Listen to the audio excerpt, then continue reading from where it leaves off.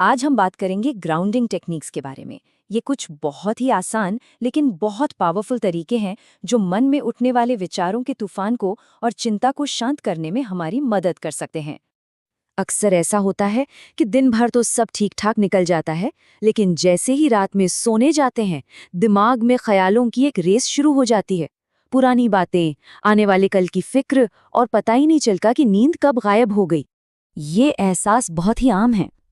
चिंता या बहुत ज्यादा सोचने के उन पलों में ऐसा लगने लगता है जैसे हम खुद अपने ही विचारों के एक बवंडर में फंस गए हैं और कुछ भी साफ नहीं दिख रहा।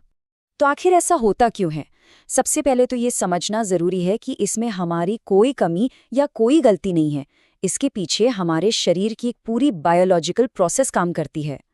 हमारे शरीर के अंदर ना एक बहुत पुराना अलार्म सिस्टम है जिसे फाइट या फ्लाइट रिस्पॉन्स कहते हैं, मतलब लड़ो या भागो। जब भी हमारे दिमाग को जरा सा भी खतरा महसूस होता है तो ये सिस्टम एक्टिवेट हो जाता है। और आज के समय में काम की डेडलाइन हो या छोटी मोटी चिंताएं, ये सिस्टम बड़ी आसानी से हाईजैक हो जाता है। तो देखिए, हमारा शरीर तनाव और सुरक्षा के इन सिग्नल्स पर कितना अलग रिएक्ट करता है। जब खतरा महसूस होता है तो कोर्टिसोल नाम का स्ट्रेस हार्मोन दौड़ने लगता है, लेकिन जैसे ही दिमाग को सेफ्टी का सिग्नल मिलता है, ऑक्सीटोसिन जैसा फील गुड हार्मोन हमें शांत करने लगता है।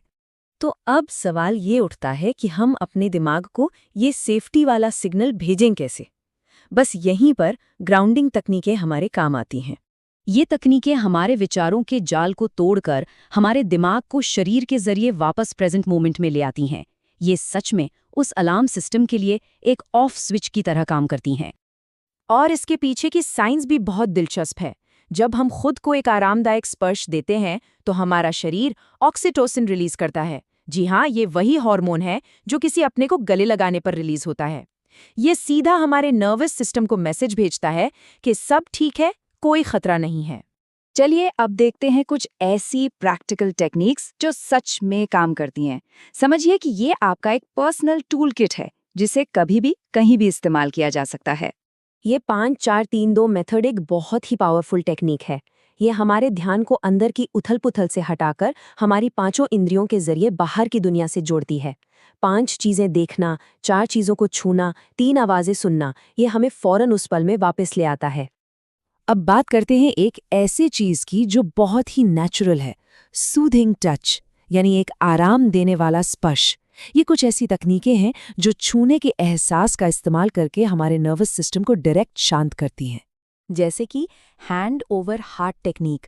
ये बहुत सिंपल है, बस एक हाथ को अपने दिल पर रखना है और उस गर्माहट और हल्के से दबाव को महसूस करना है। ये एक्शन शांत करने वाले हार्मोन ऑक्सीटोसिन को रिलीज करने में मदद करता है। और ये है बटरफ्लाई हग। इसे बटरफ्लाई टैपिंग भी कहते हैं। ये हमारी वेगस नर्व को एक्टिवेट करने में मदद करता है, जो शरीर के रिलैक्सेशन रिस्पॉन्स को चालू करने के लिए बिल्कुल एक स्विच की तरह काम करती है। फिजिकल टेक्निक्स के अलावा मेंटल ग्राउंडिंग भी बहुत असरदार है।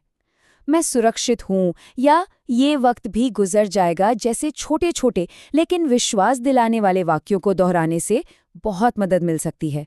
एक और बहुत ही आसान तरीका है अपने आसपास की चीज़ों को बस डिस्क्राइब करना। जैसे मेरे सामने एक लाल रंग का कप है, टेबल की सतह चिकनी है, बाहर से हल्की हवा की आवाज़ आ रही है। इस तरह हम अपने दिमाग को विचारों के जाल से निकालकर हकीकत से जोड़ते हैं।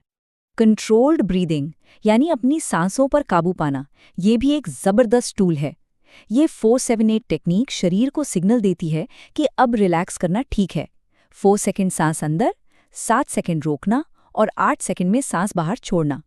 तो अब तक हमने देखा कि उस मुश्किल पल में क्या करना है, लेकिन अब देखते हैं कि इन टेक्निक्स को रोज प्रैक्टिस करने से लंबे समय में क्या फायदा होता है।